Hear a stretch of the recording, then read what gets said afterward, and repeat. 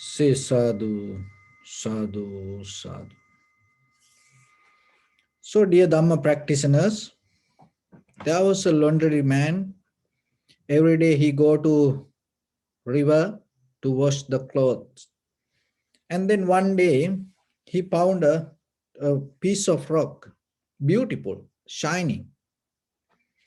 And he didn't know what it is. So what happened? On the way back to his home, he met his vegetable man. And he saw, look at my friend, I found this piece of rock. It looked beautiful. So the vegetable man told, oh, that's beautiful. And then he exchanged that piece of rock to a bag of vegetable. So the laundry man took the vegetable and he was so happy. Oh, this is a piece of rock. I can get a vegetable bag. And he took vegetable bag and went home. He became so happy. And then the vegetable man, he cleaned up his place, and on the way to his home, he met the fisherman. So then he showed that piece of rock to the fisherman and told, look at my friend. This other friend found this, and I just exchanged it to bag of vegetable. And then the fisherman saw that and gave some fish and exchanged the piece of rock to some fish. A vegetable man was so happy. Oh, today is this piece of rock. I can get some fish. And he also became happy. So the fisherman, on the way, he had a friend, gem cutter. And on the way to his home, he met this man and saw, hey, my friend, do you know what is this? This looks shining. Is there any idea? What is this? And the gem cutter saw that and told, oh, this is so valuable. This is a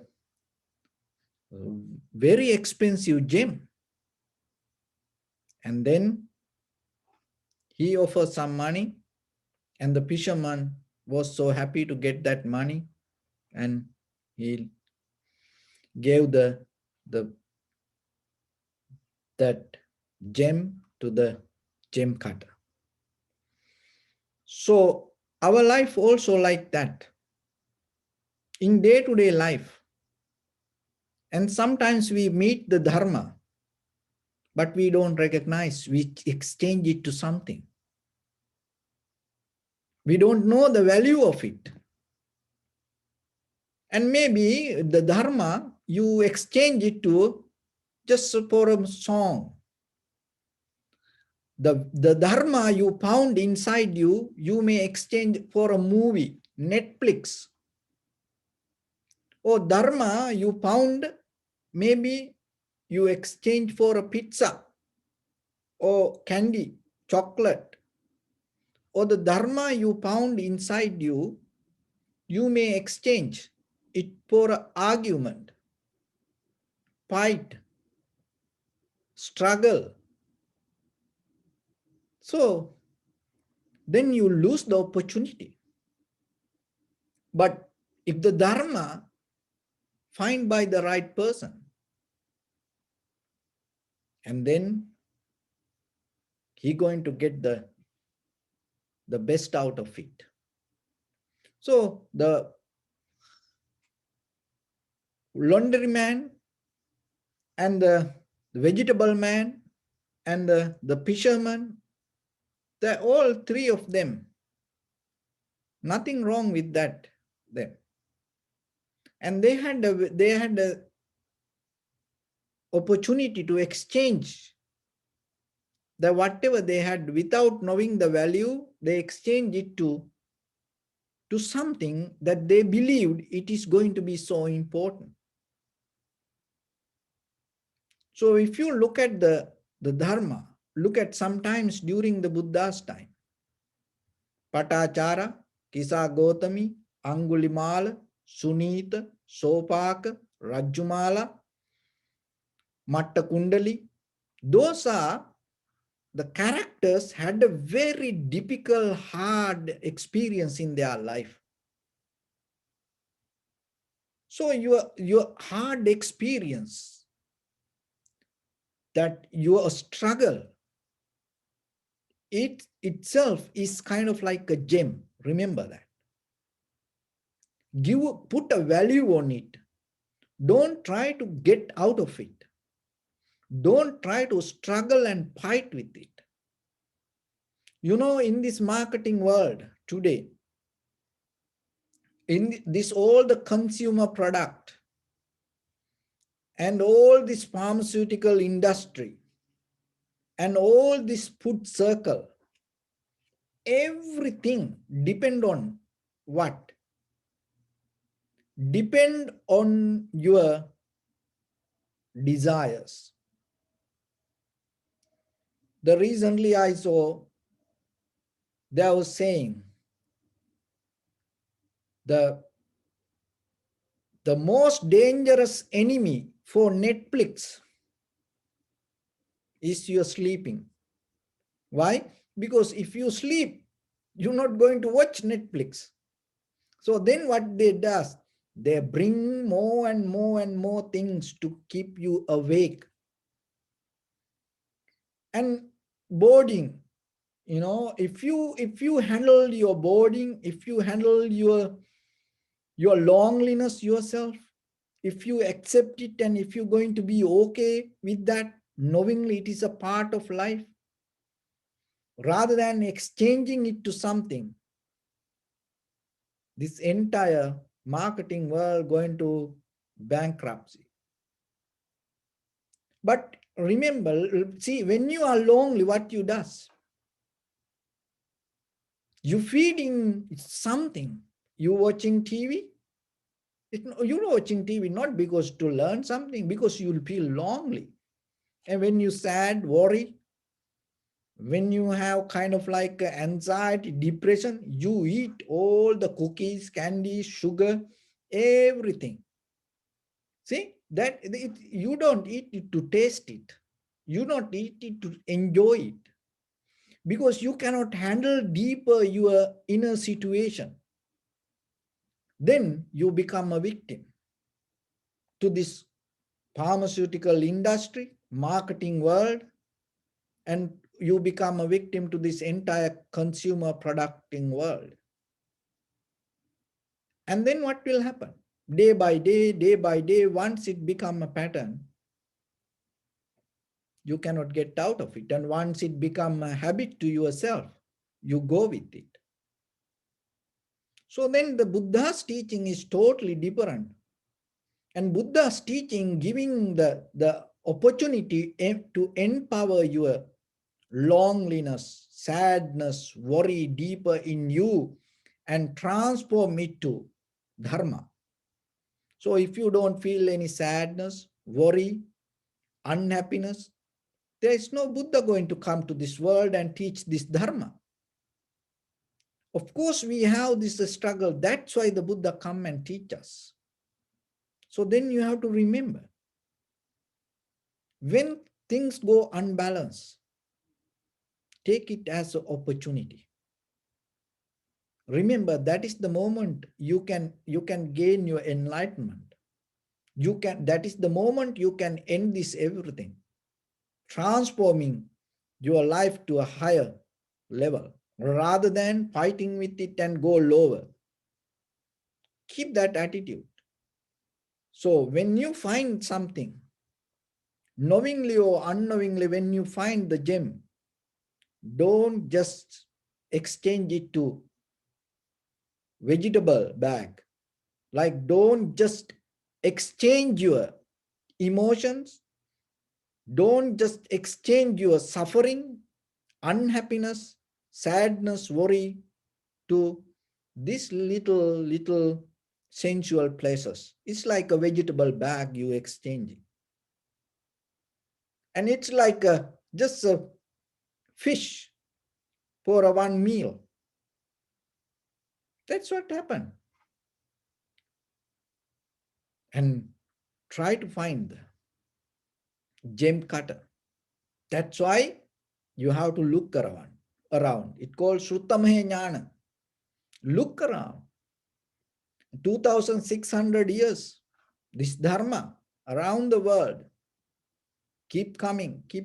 All our ancestors, forefathers, high priest, they sacrifice their life and then they protect this dharma. So this is your opportunity. This is your time. So then remember, get the best out of this. When it comes to Buddha's time, remember that before the Buddha even, 5 precepts used to be with in the world. Even the Anapanasati meditation, observing inhalation, exhalation, that also used to be before the Buddha. And the most of other religious practice used to be before the Buddha. So then what the Buddha taught us, what the Buddha gave us, what is the difference? Because that before the Buddha, people had the many ascetic practice to get out of this suffering, and they knew this life is a suffering. They knew this, that our eye, ear, nose, tongue, body, mind, this everything going to go away. And whatever you experience, it cannot hold it to you. So then what is the difference? Then as you know, even as a child, when 7 years old, Prince Siddhartha used to practice Anapanasati. So how? That doesn't mean that he attained to the Buddhahood at that time. So then how this, all the practice after the Buddha attained to the Buddhahood, how it changed to different method. So today we observe 5 precepts and we observe the most of the precepts, and then the practice Anapanasati and practice meditation. And even before the Buddha, there were people, there were rishis, yogis, spiritual masters attained to high mental powers, dhyana. So then even you attain to the dhyana, what is the difference from the Buddha's teaching? Recognizing that is very important. So remember this. Before the Buddha, and people use this all the methods, giving dana, practicing anapanasati, or attaining to high mental powers, or the dhyana, or practicing all other spiritual method, rituals, and they were trying to find a place to protect the self. And they did everything to transform their self to something. But what is the difference from the Buddha? What is the difference that the Buddha taught us? Out of this all practice, it's self-realization. That rather than use the self to realize something, listen this very carefully and get it. Be with me. Rather than use the self to realize something, you use your practice to realize what is self. It is totally different two methods. Rather than using the self to realize something, you use the practice to realize what is self. So that is the difference when it comes to the Buddha's teaching. So this all that is where I change all these 5 precepts, and this all the meditation techniques, all the dhyana, and everything whatever before the Buddha, it always used to be looking for a place to keep the self. They use the self and self-centered and look for a place to settle down. in liberation, self-liberation, and they were trying to secure the self and then liberate with that self-centered mind. But what the Buddha taught, you go into the self and look, what is this? So then when it comes to meditation, or when it comes to in day-to-day life, that if you observe the inhalation or exhalation, or if you listen to Dhamma, or if you read a book, that whatever that knowledge or whatever that information, or even with the meditation, whatever the experience you catch as a primary mental object, wherever that you focus, whatever the experience you get. So listen this very carefully, and keep it in your mind. So whatever the information you read from the books or experience you get out of the practice, listening to Dhamma, never try to convert it to your experience, or never try to understand it by using what you know, because that is what people like. Oh, I like that. Oh, I like that Dhamma talk. Oh, I like that meditation. Mostly what we does, that is totally different from the, that is why that we cannot get into the what the Buddha taught. Because if you want to get the what the Buddha taught, you cannot mix it with what you know. Why? Because the Buddha taught completely something different. So if you, that the mostly what we does, rather than look what it is, we get it and we convert it to our knowledge or our experience, and then we understand it. And it make you comfortable. And it make you happy. It make you kind of like, oh, I understand that. Oh, I recognize that. But you recognize it within the knowledge what you know.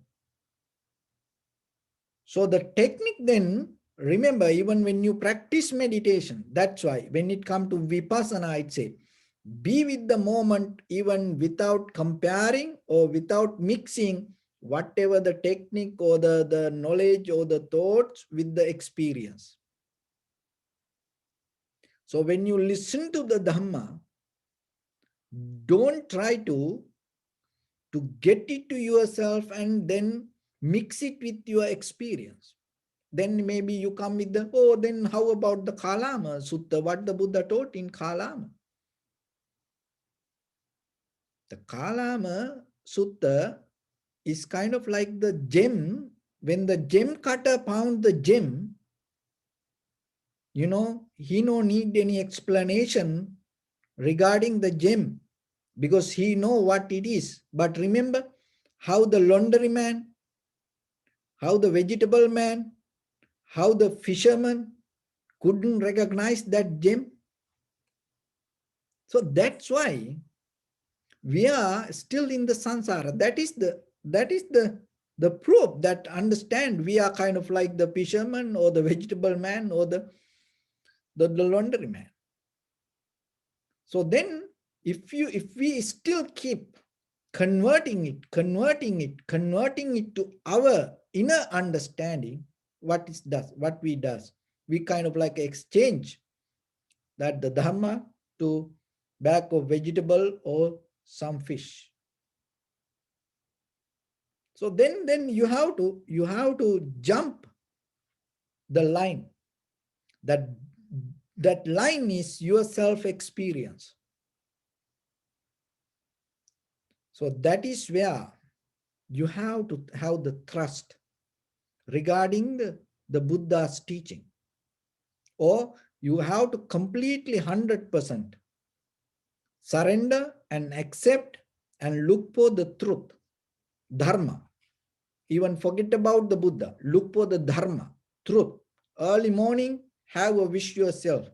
May I find the truth. May the truth come to me. Keep looking. It's going to come to in front of you.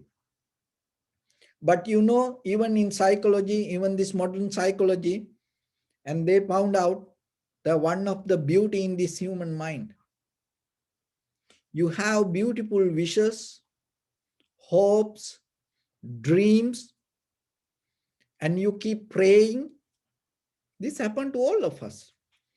And when that appear in front of you, your own dream, you are the one who manifest it. You are the one who ask for that. You are the one who pray for that. When it appear in front of you, you run away. This happened all over the world with everyone. There are very few can pick it. Because to pick it, to get it, go for it, you have to have the strength, courage, and you have to have very clear understanding with what you wish, what you look. So that's why your suffering, your pain, your struggle itself show you what is Nibbana. Because when you are deeply collapsed, when things, everything disappear, when everything go away from you, when all the hopes disappear from you, there is a moment come, there is a pain in you. And you look for a solution for that. And because you know that pain is not easy. And then you recognize, now you experience the pain, then when the Nibbana means you don't have, there is no suffering like that. And then you look for that. That's why the most of the difficult people, the most of the, the hard time, the whatever the life went through, all the kind of like the hell. Once you go through the hell, what is next? Heaven. So like that, the most important part in life, remember, don't afraid for your experience, don't escape from that. So teach your children and even learn yourself. Help your husband or help your wife. Help your brothers, sisters. Help your parents to handle the pain, handle the loss, loneliness, and burden, and the disappointment. Handle it. Because that is the moment you empower yourself. That is the moment you strengthening yourself. And having opportunity yourself to look how you can get out of it. In the very moment when the loneliness appears, suddenly if you put the TV on, the sound, the movie, dance, everything, and you escape from that. And when the hunger little bit appeared, if you don't know the pain, what is the hunger? And suddenly you put something to your mouth, you're not going to understand it. And then will something go unbalanced in life. If you try to cover it with something, then you're not going to understand it. So then remember, then you have very, very, very tiny space to jump to enlightenment from your own life. So before you die, try to jump that. Don't cover it up with something. Get be organic in life and look whatever happened to you. Be authentic to yourself. Accept it and recognize that is the reality of life. And know in your mind whatever you wish or whatever you hope or whatever that things, it never going to be with you. Life is unfair.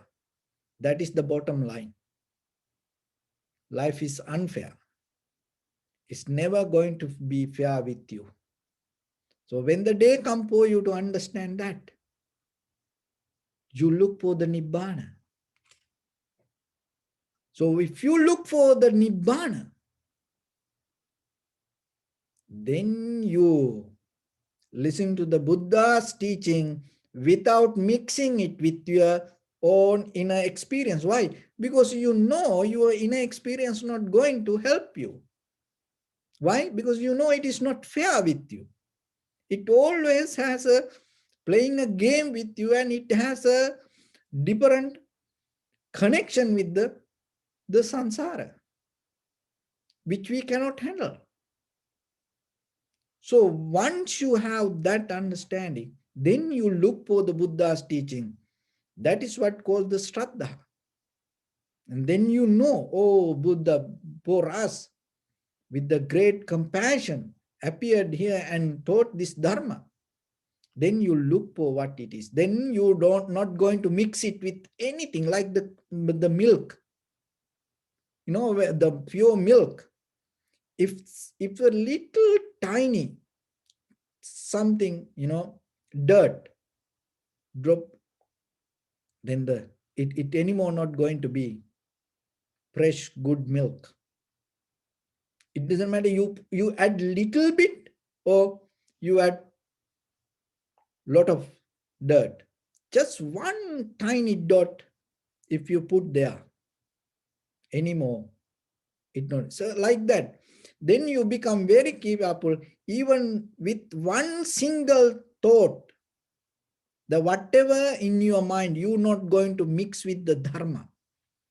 You keep it pure and you accept it 100% purely. And that is where you learn, that is where you transform, that is where you change yourself. So what is the sign that you can understand that you learn Dharma? Your inner change. Remember, if you cannot see your change, that means something's not work inside. So look for that, fix it. So learn to change. So once you have the faith towards the Dhamma, then naturally you start to follow that. That is what called discipline. Otherwise, discipline is not kind of, oh, I don't do this, I don't do that. No, it's deeply inherent inside you, and you just surrender to the moment. And then itself, you become mindful moment by moment. Whatever you come to your eye, ear, nose, tongue, body, mind, you recognize it without mixing your ideas to it. Why? Because you know it is the opportunity for you. You're not going to miss it. Then that is what called sati. So then the continuation of that, and deeply, deeply settle down with it, samadhi. And in a certain level, you understand this all the experience happening moment by moment, inside, outside, happening according to necessary conditions, things, and with the environment. Not because of our luck, not because of our name, it not because of that our effort. Things happen according to necessary conditions and environment and situations. That is what called cause and effect. Even it is your own inner experience happened that way, then you recognize that experience belong to cause and effect, then there is no self. So that is what the Buddha taught. So then remember, rather than empowering self, use your practice to, to get out of that. How you can do that? Don't mix the Dhamma with your inner knowledge, and try to learn and keep learning. It's not trying. Keep learning yourself 100%. Observe very clearly, and then you're going to see. That is the power of the human mind. There is a way that you can understand. There is a way that you can see by mind without help from anything. Even if you drop all your past experience so far in your life, completely become empty in your mind. So whatever come to your eye, ear, nose, tongue, body, mind as perception, that is the moment you can recognize it very clearly. So that is the power of the human mind. So bring it up and use it rather than depending from thoughts or the patterns or the habits. And day by day, every day, take it as a new day. Every moment, take it as a new moment. Even in day-to-day life. So whatever you eat, don't mix it with your history. Every day, take it as a new meal. Every day, whatever the cup of tea you drink or coffee you drink only that moment of coffee. Don't mix it with the past. Or whatever the conversation you have with your husband or wife. Don't bring your past things to that. If you want to blame from the present moment. Try it. You will see. You're going to enjoy. You maybe end of the fight you will attain to enlightenment. If you can do that. Because you blame with or you live in the past. You blame and you have arguments, conversation regarding past. And we live always caught up in our past. So then you have to take a conscious decision urgently and live with the whatever the moment that you go through without mixing to your inner desires. And so whatever the hard times come, accept it, and knowingly that is the moment you're going to liberate. Your loneliness, take it, accept it. Don't try to cover it up with something. Your pain, take it, absorb it, handle it yourself without covering it from something. Your hunger, take it, practice it, and try to get into that without covering it with something. Don't exchange it to something. Keep it organic, keep it plain, keep it independent. Don't try to exchange it. Then you will see how strong you are. And then you will see how wise you are. And then you will see the power of this human life that you go through, the power of this human mind that you have. That is where you recognize the beauty of life. And when you understand that, you appreciate this life and you feel the confident, happy, contentment as who you are. That is the beginning of your spiritual journey. Not blaming to yourself, not arguing, not becoming unhappy yourself. No, this is the beautiful journey that you can enjoy moment by moment. So then remember, start it from deeper in your heart, just by yourself. Live a life yourself, completely, happily, just for you. And then you will see out of your bodily, verbally, mentally actions, whatever come, it's going to come with the good. So that is where other people get the benefit out of your life. So that is kind of like the sharing your life in a beautiful way. So if you keep practice like that way day by day, there is a moment come. The Nibbana going to be in front of you. And then you develop the strength through the journey to pick it. You're not going to escape from that. And your liberation, your transformation become the bliss for your journey. So then take that opportunity and day by day, look for that path and practice yourself knowingly. That is the highest path that you can walk in this human life. So with that, I bless upon everyone with this good practice. May all of you be well, happy and peaceful. May no harm come to you. May no difficulties come to you. May no problems come to you. May you also have the patience, courage, understanding, and determination to meet and overcome inevitable difficulties in your life. During this time period, may everyone stay healthy and safe. And finally, may all of you attain supreme bliss of Nibbana. Sabbityo vajjantu sabbarogo vinastu mate bhavatantarayo sukhi digayuko bhava. Ettavata cha ammihi sampadam punya sampadam sabbe deva numodantu sabba sampatti siddhya.